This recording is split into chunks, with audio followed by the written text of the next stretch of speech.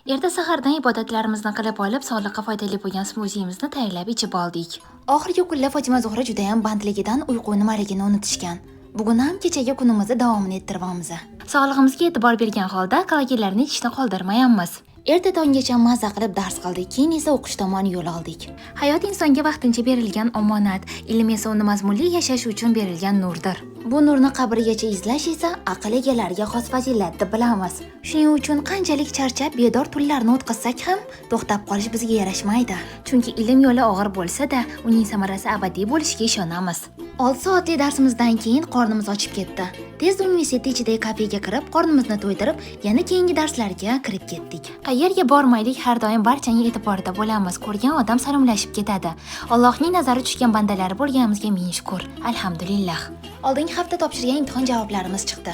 Professorimiz ikkalamizning javoblarimiz bir xilligidan hayron qolib lol qoldilar. Kosmetika biznesimiz borligini xabardormisiz? O'qishdan keyin tezda uyga borib, zakazlarimni tayyorlab, kargoga topshirib oldik. Qornimiz juda ham ochib ketdi. Keyin esa o'zimiz yoqtirgan Vodiy oshxonasidan mazali osh zakaz qilib, mazza qilib yeb oldik. Undan keyin yuz parvarishimizni qilib olib dam oldik. Sizga ham original koreyskiy kosmetika kerak bo'lsa, bemalol zakaz berishingiz mumkin.